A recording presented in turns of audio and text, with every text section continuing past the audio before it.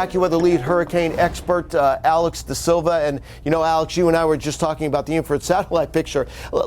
Let's show you the radar. The question is, do we have enough of a low-level center that this could be characterized as a tropical depression?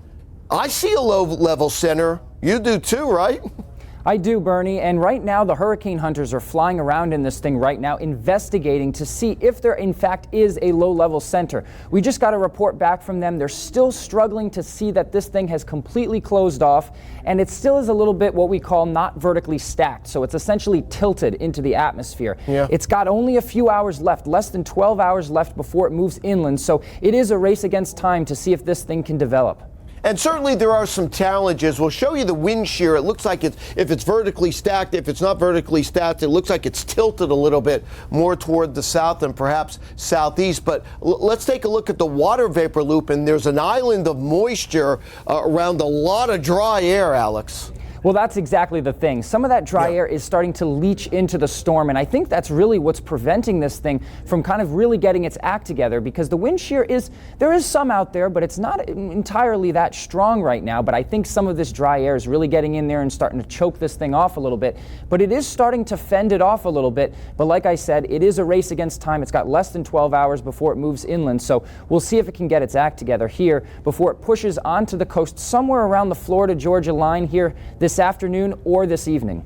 Yeah, and again, there will be some heavy rain. We'll talk about that as we go through the rest of this morning. Ariella has been covering that in the forecast here. All right, let's go from the Atlantic back down into the Caribbean and Central America. A pretty similar setup to what we just saw with Alberto, Alex. Well, it's certainly deja vu all over again. Yeah. It looks like a piece of this big giant circulation, we call it a gyre, across Central America is breaking off again and heading to the north. So it's going to be a very similar situation, I think, is what we saw last week. Right now we have an area of spin getting ready to cross into the Bay of Campeche later on this afternoon and evening. We'll see if it can get its act together. The waters are plenty warm, so there's no problem there. There is a little bit of wind shear that we're going to have to contend with, but overall, I think this system does stay to the south. It should move into Mexico. It really shouldn't come up into the United States, and overall, I think impacts to the United States will be less than what we saw with Alberto. I want to go back to the water vapor loop because we have that upper level low that's producing a lot of wind shear and dry air in the Bay of Campeche now, Alex. But that's going to move off to the west-southwest, and you'll also notice on the eastern side there's now a little ribbon of some light purples where we have less wind shear, and as this backs to the south and west, well, the wind shear should start to lessen there.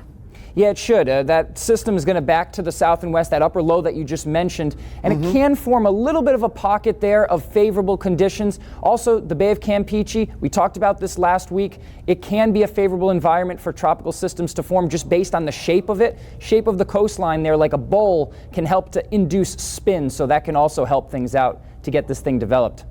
Good news for South Texas. Again, this is off to the south, but this will be far different than what Alberto did. There shouldn't be much rain, or also there shouldn't be much in the way of a storm surge. AccuWeather lead hurricane expert Alex De Silva, thanks for joining us again here on AccuWeather Early.